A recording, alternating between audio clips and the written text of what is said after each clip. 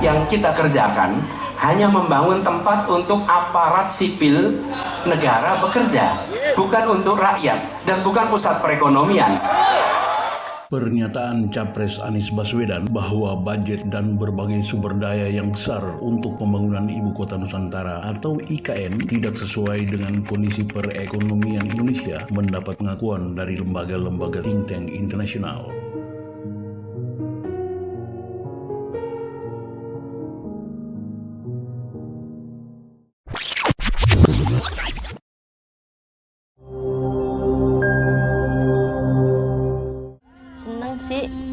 Laksananya seneng gitu, gembira aja, kagak rasanya seneng aja. Kalau bebasnya makan dapat diolah buat makan dewek lumayan gitu. Tadinya buat lawan, buat beli sayuran jadi enggak, terus kalau ngasih jadi seneng gitu. Dapat apa mendingan dibuang, mendingan dimakan sama orang. Jadi itu kebiasaan begitu kagak bisa diudahin gitu. Enggak takut. Wah, lama aja. Kalau bebas saya sakit, wayanya lagi sakit. Kalau lagi batuk, wayanya lagi batuk gitu aja. Nggak masalah ngeri-ngeri, ada kumannya, ada apa. Enggak sih, alhamdulillah gitu.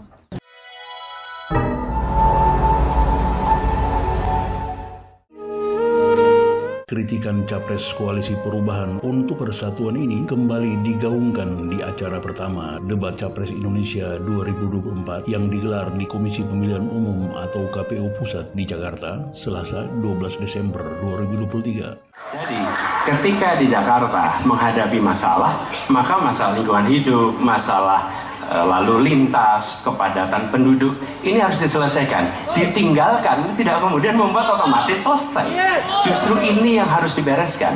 Kalau kami melihat, begitu kita bicara lalu lintas, kontribusi aparat sipil negara di dalam kemacetan itu hanya 4-7%. Jadi nggak akan mengurangi kemacetan di sini. Yang kedua, soal lingkungan hidup. Kalau yang pindah itu pemerintah, bisnis, keluarga masih tetap di sini, masih tetap ada masalah. Karena itu kami berpandangan masalah yang di Jakarta harus diselesaikan dengan transportasi umum yang dibangun. Kemudian yang kedua, menambah taman yang dibangun, transportasi umum berbasis elektrik. Dan itu semua dikerjakan untuk membuat Jakarta menjadi kota yang nyaman, aman, kota yang membuat kita bisa hidup dengan sehat. Itu terkait dengan Jakarta. Jadi jangan kita meniru pemerintah Belanda. Mereka punya kota tua. Ketika kota tua turun permukaan, mereka pindah ke selatan, bikin di sekitar Monas. Ditinggalkan, masalah tidak diselesaikan. Kita harus menghadapi masalah dengan menyelesaikan. Lalu yang kedua, terkait dengan IKN. Ketika kita memiliki masalah yang masih urgen di depan mata kita, di Kalimantan sendiri, kebutuhan untuk membangun sekolah yang rusak sangat banyak. Membangun kereta api atau jalur tol antar kota di Kalimantan itu urgen. Yang merasakan dari uang itu siapa? Rakyat. Sementara yang kita kerjakan hanya membangun tempat untuk aparat sipil negara bekerja, bukan untuk rakyat dan bukan pusat perekonomian. Pernyataan Capres Anies Baswedan bahwa budget dan berbagai sumber daya yang besar untuk pembangunan Ibu Kota Nusantara atau IKN tidak sesuai dengan kondisi perekonomian Indonesia mendapat pengakuan dari lembaga-lembaga think tank internasional.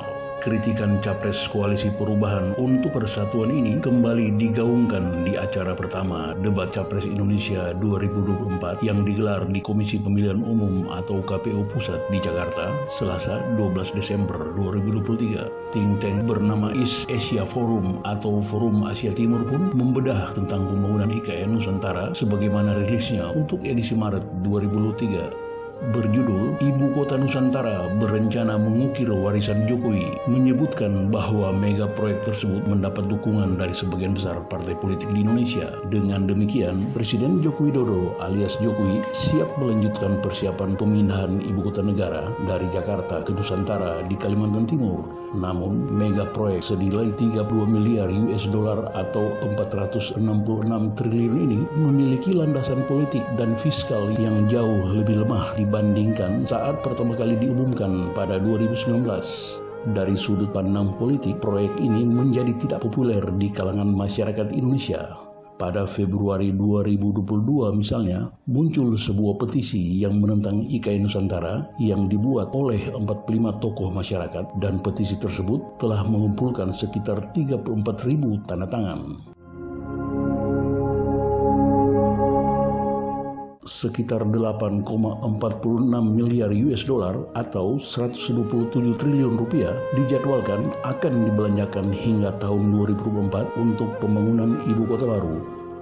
Hal ini akan menambah besar utang Indonesia yang diproyeksikan mencapai sekitar 550 miliar US dollar atau 8 triliun pada akhir 2022 yang merupakan sekitar 45% PDB Indonesia. Nusantara secara luas dipandang sebagai proyek pembangunan warisan bagi Jokowi dan terkait erat dengan keinginannya untuk mewujudkan visi Indonesia yang modern, cerdas, dan berkelanjutan. Namun, kedekatan Presiden dengan proyek ini juga merupakan ancaman besar terhadap keberlanjutan proyek dalam jangka panjang. Mengingat ketidakpopuleran proyek ini, calon kandidat presiden cenderung berkampanye melalui platform yang dapat memberikan manfaat nyata bagi kehidupan pemilih di Indonesia. Pembangunan ibu kota baru merupakan proses yang mahal dan memakan waktu yang memerlukan perencanaan jangka panjang dan kemauan politik untuk mewujudkannya. Proyek ini akan mencakup masa jabatan setidaknya 2 presiden masa depan hingga tahun 2045. Dan ini berarti bahwa presiden masa depan harus percaya dan melanjutkan rencana ambisius tersebut. Keberhasilan pemindahan ibu kota baru ke Nusantara bergantung pada sejauh mana Jokowi dapat menampilkan hal tersebut tanpa terbebani oleh pertimbangan pemilu. Rencana pemindahan PNS, TNI, dan Polri ke ibu kota Nusantara pada awal 2024 juga akan mempercepat penetapan Nusantara sebagai ibu kota pemerintahan baru. Untuk memastikan bahwa pembangunan ibu kota terlindung dari gejolak politik selama dia menjabat, maka Jokowi kemungkinan akan memilih kandidat yang teknokratis, kompeten, dan non-politik untuk memimpin pemerintahan ibu kota. Jokowi membutuhkan lebih banyak waktu dan dana. Rencana pembangunan ibu kota baru mungkin belum sepenuhnya terrealisasi pada akhir masa jabatannya pada 2024. Ini karena penundaan implementasi ditambah kenaikan harga minyak global semakin menggelembungkan subsidi bahan bakar negara.